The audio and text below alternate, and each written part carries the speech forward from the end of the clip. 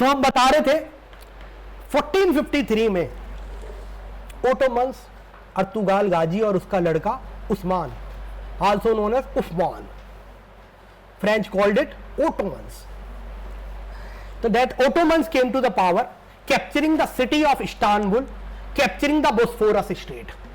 ठीक है, ये बोस्फोरस की बड़ी लड़ाई रहेगी, इसलिए टर्की और रशिया की हमेशा लड़ाई रहेगी, क्योंकि उसका access to ocean is via Bosphorus straight.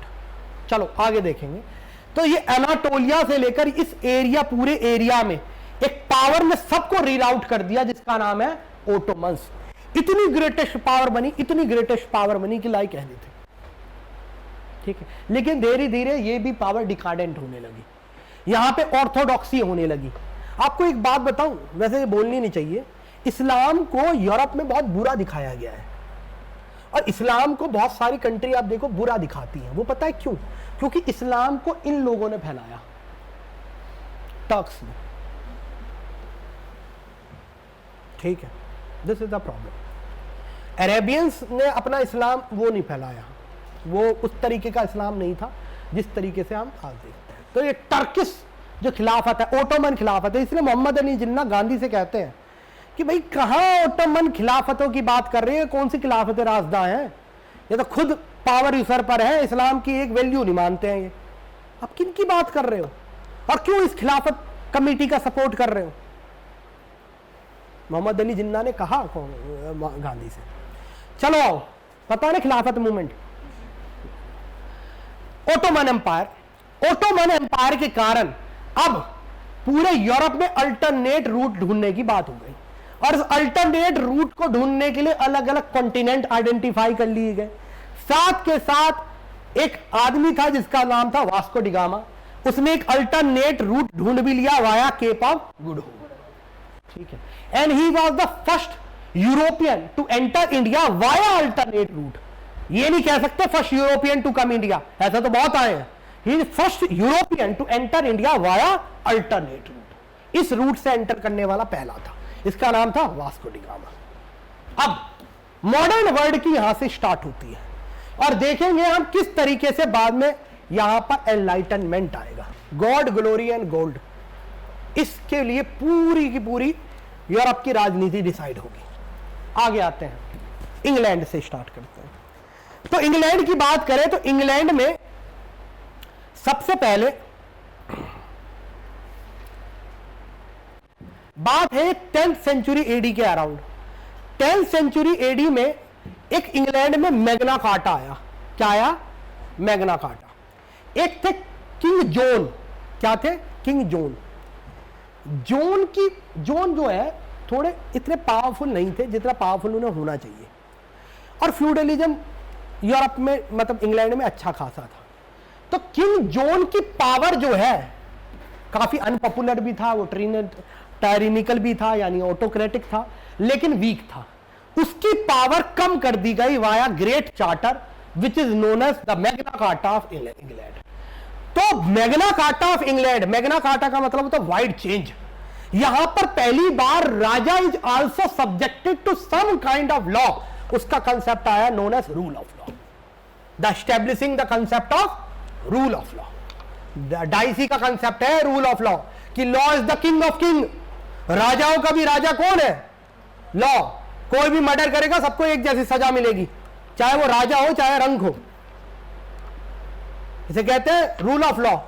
Law is above all, he is the king of king. ठीक है, तो यहां पर मैग्ना कार्टा में रूल ऑफ लॉ को पहली बार एस्टेब्लिश करा गया. आगे चले, मैंने आपको बताया था कि नॉर्मेंडी के जो रूलर थे विलियम द कॉन्करर, उसने यूके को ऑक्यूपाई किया था और वो चाहता था कि फ्रांस में भी मेरी सत्ता रहे. इसके कारण फ्रांस और ब्रिटेन में 100 साल तक के वॉर हुए हैं जिन्हें कहा गया 100 ईयर वॉर. यहां तक क्लियर है? 100 ईयर वॉर्स में मैंने आपको यह भी बताया था कि बाद में टर्निंग पॉइंट जब हुआ जब जॉन ऑफ आर्क जो एक लड़की थी उसके बारे में कहा जाता है ही फिरोशियस लेडी, उसका कोरोनेशन हुआ और उसने बहुत एक तरह से बहुत ही वीरता से ब्रिटिशर्स को हराया। और लोगों में यह भी हुआ कि एक लड़की होकर इसने इतना ज्यादा काम ग्लोरीफाई किया गया, तो जोन ऑफ आर्क को काफी ग्लोरीफाई भी किया गया। चलिए आगे चलिए। नेक्स्ट, अब यूके में 100 ईयर्स वॉर चली रही है, जोन ऑफ आर्क ने बुरा तरह हराया ही है। अब किंग की पावर हो गई है बहुत वीक। क्या हो गई है? वीक। और इंटरनल सिविल वॉर स्टार्ट हो गए हैं। क्या स्टार्ट हो गया है? Internal civil wars. Civil war यानी गृह युद्ध। जब भी कोई सेंट्रलाइजेशन नहीं होती तो आपको पता होगा सिविल वॉर होती है, यानी गृह युद्ध होता है वहां पर। इंग्लैंड में भी ऐसे ही गृह युद्ध चलने लगे। तो हाउस होते हैं, हाउस मतलब प्रिंसिपैलिटीज। तो हाउस थे जिसका हाउस ऑफ लैंकेस्टर नाम था, दूसरा हाउस था हाउस ऑफ यॉर्क। ये आपस में लड़ रहे थे कि इंग्लैंड के थ्रोन पर कौन बैठेगा, इंग्लैंड की राजशाही पे कौन बैठेगा। और this war is known as war of roses. दो हाउस लड़ रहे थे इसमें, दो प्रिंसिपैलिटी लड़ रही थी। क्या नाम था प्रिंसिपैलिटी का? House of Lancaster and house of, ये प्रिंसिपैलिटी है बेटा, यानी जमींदारी है। दो जमींदार आपस में लड़ रहे हैं। फायदा तीसरा जमींदार उठा लेता है जिसका नाम है हाउस ऑफ टूडोर्स। क्या नाम है? House of Tudor. ये क्वीन एलिजाबेथ सुना है आपने, जिसने इंग्लिश ईस्ट इंडिया कंपनी को चार्टर ग्रांट करा था, वो हाउस ऑफ टूडर से ही आती है। ठीक है, किससे आती है? हाउस ऑफ टूडर से। इंग्लिश ईस्ट इंडिया कंपनी को इन्होंने चार्टर ग्रांट किया था। तो हाउस ऑफ टूडर्स पावर में आए। और आपने बड़ा फेमस नाम सुना होगा राजा का, who is known as Henry the 8th। He become the monarch of Britain. उसके बाद उसकी लड़की आएगी, क्या नाम है उसका? Queen Elizabeth. और वो ईस्ट इंडिया कंपनी को अपनी शेयर होल्डिंग लेकर इंडिया भेजेगी। ईस्ट इंडिया कंपनी इंडिया आती है इसी समय पर। अच्छा एक बात बताओ, जब अल्टरनेट रूट ढूंढा जा रहा है, एक क्वेश्चन है मेरा, तो स्पेन और पुर्तगाल तो आप देखिए इंडिया, स्पेन तो इंडिया नहीं आ रहा। उसके पीछे एक रीजन है ट्रीटी ऑफ टोर्डिसलास। क्या कहते हैं?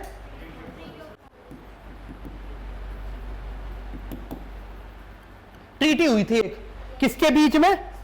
स्पेन और पुर्तगालियों के बीच में, ट्रीटी ऑफ टोर्डिसलास, जिसमें कहा गया था कि वेस्टर्न फ्लैंक को स्पेन देखेगा, यानी वेस्टर्न कंट्रीज को, हाँ जी, पश्चिम में जो कंट्री है उसे स्पेन देखेगा, और जो पूर्व में कंट्री है उन्हें पुर्तगाली देखेंगे। इसमें वास्को डिगामा इंडिया आया, क्रिस्टोफर कोलंबस तो बहुत पहले की बात है, लेकिन वास्को डिगामा इंडिया आया, स्पेनिश इंडिया नहीं आया। जब अल्टरनेट ढूंढ लिया था तो स्पेन को भी आना चाहिए था, वो नहीं आया बिकॉज ऑफ दिस रीजन। दूसरी चीज, आप एक बात बताओ, इंग्लिश क्यों नहीं आया इंडिया? आपने कभी सोचा इंग्लिश क्यों नहीं इंडिया आए? 16वीं शताब्दी तक इंडिया नहीं आए। 16वीं शताब्दी, 16th सेंचुरी, 1600 में पहला चार्टर दिया है। 17वीं शताब्दी कहिए, इंग्लिश इंडिया में 17वीं शताब्दी में आए, 1600 में चार्टर ग्रांट हुआ है इन्हें, और 1604 में इंडिया लैंड करते हैं। और वास्को डिगामा ने रूट कब ढूंढ लिया है? क्वेश्चन इज व्हाई 200 साल बाद। स्पेन और पुर्तगाल की नेवी इतनी पावरफुल थी कि इंग्लिश की औकात नहीं थी कि वो जिब्राल्टार क्रॉस कर जाए। समझ में आया? लेवल नहीं था कि वो जिब्राल्टार क्रॉस कर दें, पिटते। और तो ये इंग्लिश चैनल में ही गोता लगाते रहते थे, उससे बाहर निकलते ही नहीं थे। वो तो इस समय हाउस ऑफ ट्रूडर्स जब आया तो नेवी पे फोकस किया जाने लगा, और they have defeated the Spain. Henry 8th ने स्पेन को डिफीट कर दिया, और जब डिफीट करा तो they make a company known as East India Company, और वो फिर इंडिया आई। अब पावर में कौन है? House of टूडर्स। नेक्स्ट है कि टूडर के बाद आपको पता सैनिक लॉ है, सैनिक लॉ था। दूसरी बात, अभी यहां पर एक औरत हुई जिसका नाम था मैरी। क्या नाम था? Bloody Mary. क्या नाम था? Bloody Mary. वो bloody Mary house of Tudor से आती थी, और वो थी कैथलिक। तो क्या है, प्रोटेस्टेंट कैथलिक में इतनी लड़ाई थी कि मैं आपको एक यूरोप का वाक्य बताऊं कि मजाक चलता था। एक मां से उसकी बेटी ने कहा कि माँ ने पूछा कि कहाँ क्या काम करती है बेटा, पैसे तो ठीक आ रहे हैं। तो बेटी ने कहा मैं प्रोस्टिट्यूट बन गई हूँ। तो माँ को बुरा लगा कि बेटी ये काम कर रही है। माँ थोड़ी देर अंदर कमरे में गई और बाहर आके कहा, उसने क्या कहा बेटा, क्या बन गई है? तो बेटी ने कहा प्रोस्टिट्यूट बन गई हूँ। तो माँ ने कहा थैंक गॉड, मैंने सोचा प्रोटेस्टेंट बन गई है। तो this is the war between the Catholic and Protestant. तो जो आप वॉर देखते हैं आज, हिंदू मुस्लिम देखते हैं, कुछ भी नहीं है, कुछ भी नहीं। प्रोटेस्टेंट और कैथलिक्स में इतनी लड़ाई रही है। और कैथलिक प्रोटेस्टेंट की भी आगे बात बताएंगे, कैसे मार्टिन लूथर किंग ने 93 क्वेश्चन पूछे, 93 क्वेश्चन पूछे थे। क्वेश्चन आई थिंक 93 थे या कितने थे, I don't remember exact data, लेकिन वो बता देंगे, आगे बताएंगे जब रिफॉर्मेशन कराएंगे, हम प्रोटेस्टेंट रिलीजन कराएंगे। तो एक हाउस ऑफ टूडर में मोस्टली कैथलिक रहे, और कैथलिक में एक रही लेडी जिनका नाम था मैरी, ब्लडी मैरी। क्या नाम था? वो ब्लडी मैरी ने, एक तो बात यह है, बहुत सारे कैथलिक्स को मरवाया, वो सॉरी प्रोटेस्टेंट को मरवाया। साथ के साथ कितने आपने सुना होगा फ्यूडल लॉर्ड्स को भी मरवाया। तो हुआ क्या कि बाद, और अच्छा टूडर्स में कोई भी ऐसा नहीं था जो प्रोटेस्टेंट हो, हर कोई मानता था कैथलिसिज्म को। तो इंग्लिश के जो फ्यूडल लॉर्ड थे वो चाहते थे किसी प्रोटेस्टेंट को पावर में लाया जाए। किसको लाया जाए? प्रोटेस्टेंट को। तो उन्होंने हाउस ऑफ टूडर को खत्म किया, क्योंकि जेम्स ऑफ स्कॉटलैंड, ये भी आपने देखा होगा, ये सारे जो लोग हैं, ये कैथलिक्स थे। तो हाउस ऑफ टूडर्स को खत्म किया गया, और इन्हीं की फैमिली से, बहुत दूर की फैमिली से, आई थिंक 20 जनरेशन बाद मिली एक, आपने जर्मनी का एरिया था जिसका नाम, जहां पर एक फैमिली रूल करती थी जिसका नाम था स्टुअर्ट। क्वीन विक्टोरिया इसी से आती है। और आज की जो फैमिली है, जो हेनरी और ये सब चल रहा है, वो भी इस स्टुअर्ट फैमिली से ही है। तो जर्मनी की छोटी सी प्रिंसिपैलिटी थी, वहां से ये लोग उठा के लाए, जिसका नाम था हाउस ऑफ स्टुअर्ट। अब 1640 के सिविल वॉर क्या हुए? Civil war. अब सिविल वॉर क्या हुआ कि एक थे किंग चार्ल्स वन, क्या नाम था इनका? ये स्टुअर्ट फैमिली ही चल रही, चार्ल्स वन। इन्होंने क्या करा कि जो ये होते हैं फ्यूडल लॉर्ड्स होते हैं, फ्यूडल लॉर्ड्स पे कुछ एट्रोसिटी करी। फ्यूडल लॉर्ड्स ने एक मिलिट्री को डेटाट करा, और मिलिट्री को डेटाट के बाद एक मिलिट्री लीडर पावर में आया जिसका नाम था ओलिवर क्रोमवेल। क्या नाम था? Oliver Cromwell. नाम याद रहेगा? नाम भी याद ना रहे तो कोई मतलब नहीं है, ये तो हिस्ट्री बता रहे हैं बस, जिससे कि थोड़ा बहुत रेफरेंस बने, ब्रिटेन की भी हिस्ट्री पता हो, यूके की भी हिस्ट्री पता हो, फ्रांस की भी, इसलिए बता रहे हैं। तो एक मिलिट्री लीडर पावर में आया जिसका नाम था ओलिवर क्रोमवेल। किसको हटा के आया ये? इस फैमिली को, हाउस ऑफ स्टुअर्ट को। ठीक है, इसने कहा कि राजा क्या होता है, राजा रंग क्या होता है, पहले तो ये फ्यूडल लॉर्ड खत्म करो। मास एक्सटर्मिनेशन कराया फ्यूडल लॉर्ड्स का, जिनके बेसिस पे वो पावर में आया उन्हीं को हटवाया। ये बलबन की तरह था, बलबन भी टरके चहलगनी से आया। नोबिलिटी जो होती थी इंडिया में, बता रहे दिल्ली सुल्तान में, बलबन उसी से आया, और उन्हीं को उसने एक्सटर्मिनेट कराया। Same with Oliver Cromwell. Oliver Cromwell आया और उसने एक्सटर्मिनेट कराना चालू करा। पूरे ब्रिटेन में सिविल वॉर इरप्ट हो गए। अब ओलिवर कोलंबल की जब डेथ हुई तो लोगों ने कहा ऐसा हम कोई भी जगह, कोई भी एरिया, कोई भी देश तभी चल सकता है जब वहां पे मोनार्की हो। ऐसा आदमी नहीं होना चाहिए दोबारा पावर में।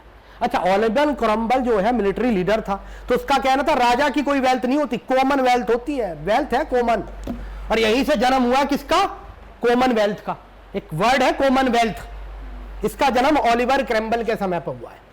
एवरीवन, अब ओलिवर क्रम्बल की जब डेथ हुई, यानी जब वो मरा, तो इंग्लैंड में पार्लियामेंट कब बन गई थी? मैग्ना कार्टा, जब राजा की पावर थोड़ी कम करी गई। बताया ना, मैग्ना कार्टा, पावर कम करी गई। ब्रिटेन की पार्लियामेंट ने फिर दोबारा हाउस ऑफ स्टुअर्ट से एक लड़का पावर में लेके आए जिसका नाम था चार्ल्स सेकंड। जो चार्ल्स फर्स्ट का ही लड़का था। चार्ल्स फर्स्ट जिसे ओलिवर क्रॉम्वेल ने हटाया है, ओलिवर क्रॉम्वेल के बाद फिर दोबारा किसको पावर में लेके आई है? चार्ल्स सेकंड, उसी के बेटे चार्ल्स सेकंड। अच्छा, फर्दर यहां पर फ्यूडल लॉर्ड इसे पावर में लेके आए हैं। चार्ल्स सेकंड को कौन लेके आया पावर में? Feudal Lord. ये फ्यूडल लॉर्ड पे ही तो एट्रोसिटी करी है इसने ओलिवर क्रॉम्वेल ने। तो फ्यूडल लॉर्ड आपस में आपस में लड़ते थे। दो तरह के लोग इसमें फ्यूडल लॉर्ड्स पैदा हुए, मतलब दो तरह के फ्यूडल लॉर्ड्स थे। एक फ्यूडल लॉर्ड जो प्रोटेस्टेंट को सपोर्ट करते थे, उन्हें कहा गया विग। क्या कहा गया? विग, जो थोड़े लिबरल थे। दूसरे फ्यूडल लॉर्ड जो कंजर्वेटिव को सपोर्ट करते थे, कैथलिक्स थे, उन्हें कहा गया टोरी। और ये यूरोप में क्या स्टार्ट हो गई? Whig and Tory system. अच्छा, ये आपस में डिस्कशन भी करते थे।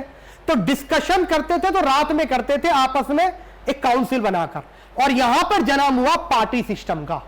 किसका जन्म हुआ? पार्टी सिस्टम, जो आप मॉडर्न पॉलिटिकल पार्टी कह देखते हैं, यहीं से इमर्ज हुई। साथ के साथ ये जब आपस में लड़ रहे हैं तो न्याय कैसे मिलेगा? तो ऐसा यूरोप में कहा गया कि देखो, राजा उसकी पावर कम है, पार्लियामेंट में ये दोनों लड़ते रहते हैं, एक थर्ड पावर हमें चाहिए जो कि इंटेलेक्चुअल लोगों की पावर हो और लोगों को न्याय दे। और यहां कंसेप्ट स्टार्ट हुआ जुडिशरी का। द जुडिशरी इमर्ज, दुनिया की पहली जुडिशरी, मतलब ऐसी जो अलग, बिल्कुल अलग यूनिट है गवर्नमेंट की। गवर्नमेंट कहिए या अलग यूनिट है, जैसे 3 यूनिट है, एग्जीक्यूशन, एग्जीक्यूटिव, लेजिस्लेचर, और थर्ड है जुडिशरी। तो यहां पर न्यायपालिका का स्टार्ट हुआ। इस क्राइसिस को एक्सक्लूजन क्राइसिस कहते हैं। क्या कहते हैं? Exclusion crisis. क्योंकि राजा क्राउन में और पार्लियामेंट में हमेशा लड़ाई रहती थी।